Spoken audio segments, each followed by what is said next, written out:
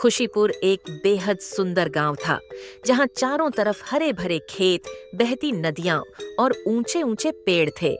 गांव के लोग बहुत सीधे सादे और मिलनसार थे। यहाँ सभी एक दूसरे की मदद करने में यकीन रखते थे। इसी गांव में दो गहरे दोस्त रहते थे, राजू और अमित। दोनों बचपन से साथ बड़े हुए थे।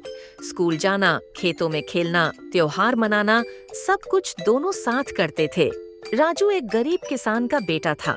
उसके पिता के पास बस एक छोटा सा खेत था, जिससे बड़ी मुश्किल से गुजारा होता था।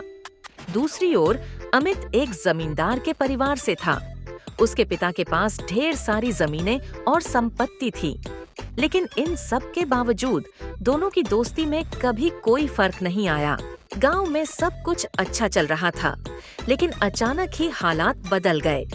कई महीनों तक बारिश नहीं हुई, जिससे खेत सूख गए और पानी की भारी किल्लत हो गई। लोगों के पास खाने पीने की चीजें खत्म होने लगीं। राजू के पिता की पूरी फसल बर्बाद हो गई।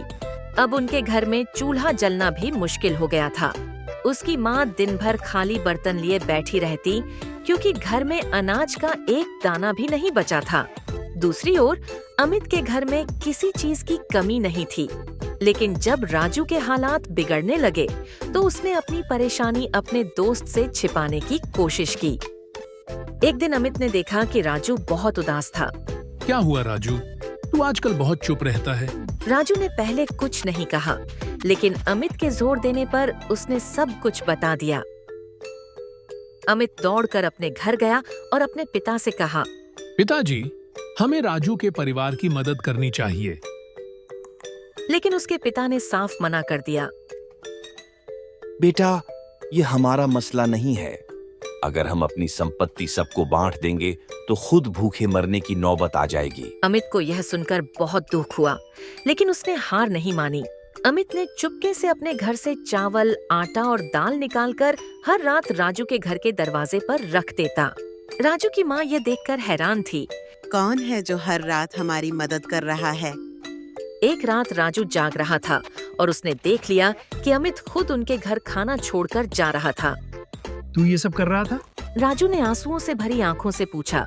अमित मुस्कुराया और बोला, दोस्ती का मतलब सिर्फ साथ हंसना नहीं होता, बल्कि मुश्किल वक्त में सहारा देना भी होता है। राजू की आंखों में कृतज्ञता के आंसू छलक आए। उस दिन उसे समझ में आया कि सच्ची दोस्ती क्या होती है। कुछ महीनों बाद बारिश होने लगी, जिससे खेत फिर से लहलहाने लगे और गांव में खुशहाली लौट आई। राजू के पिता की नई फसल तैयार हुई और उन्होंने अमित के घर जाकर उसके पिता को धन्यवाद देना चाहा। लेकिन जब उन्हें पता चला कि यह सब अमित ने खुद किया था, तो वे चौंक गए। अमित के पिता को भी यह समझ में आ गया कि उनका बेटा कितना बड़ा दिल रखता है। उन्होंने पूरे गांव में ऐलान किया कि आगे से कोई भी गरीब किसान भूखा नहीं रहेगा। राजू और अमित की दोस्ती पूरे गांव के लिए मिसाल बन गई। कुछ सालों बाद दोनों ने मिलकर गांव में एक स्कूल खोला, जहां गरीब और अमीर सभी बच्चों को मुफ्त शिक्षा दी जाने लगी। आज भी खुशीपुर के लोग उनकी दोस्ती की मिसाल देते हैं और कहते हैं, सच्ची दोस्ती सिर्फ खुशियां बांटने का नाम नहीं है, बल्कि मुश्किल वक्त में एक दूसरे का सहारा बनने का नाम है।